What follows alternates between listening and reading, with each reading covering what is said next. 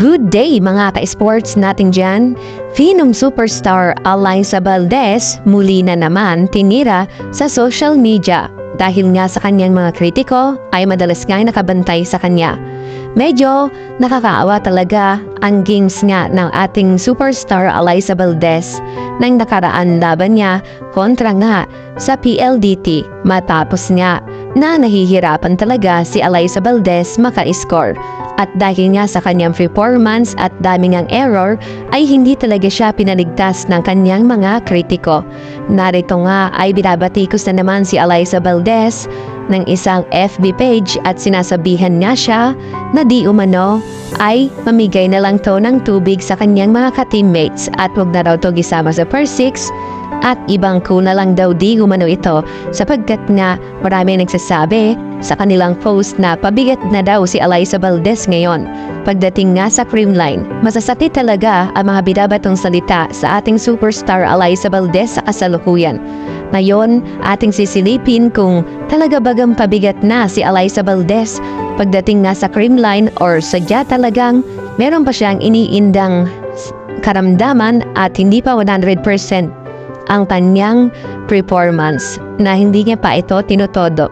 May ibubuga pa ba si Alyssa Valdez or sadya na talagang papahinana ang ating superstar dahil nga sa kanyang edad?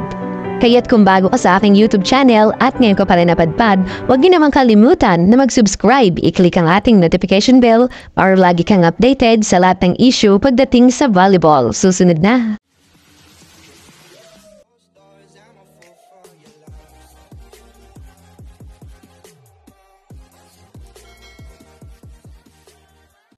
Superstar Alyssa Valdez muli na naman ngang nag-trending sa kanyang mga bashers dahil nga sa sobrang pangit ng ipinakita niya ngang games kahapon ay hindi na talaga siya tinantanan ng kanyang mga nakabantay ngang mga bashers.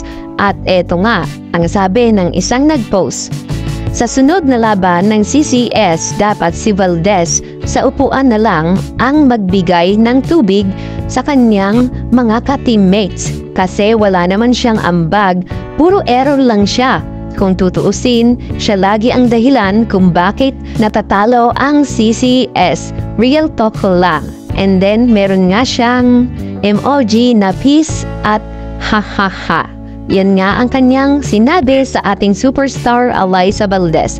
At hindi lang si Alyssa ang talagang pinupunteriya nila kundi ang buong kupulan na nga ng creamline. At eto pa ang kanilang sinasabi: Worst PVL conference for creamline, last is fat at semis.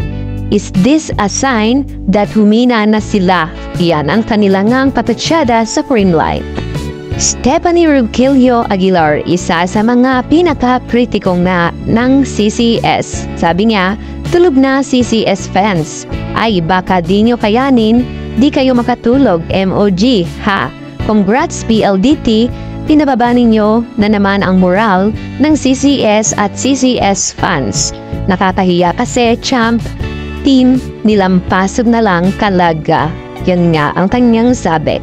Sobrang dami talagang mga ibang netizen pa or mga bashers nga ng CCS na talagang tinitira sila madalas nga sa isang FB page na yan. At isa yan si Aguilar sa mga madalas nga na punahin niya or batikusin niya ang CCS. Gayunpaman, nirerespeto natin ang lahat ng inyong mga sinasabi sa CCS at kay Alyssa Valdez. Ang masasabi ko na lang, dahil humble nga si Alyssa Valdez at ang mga fans nga ng CCS ay humble rin, magkita-kita na lang kayo sa finale. Yan muna ang pinaka-latest natin sa mundo ng volleyball. Thank you so much. God bless.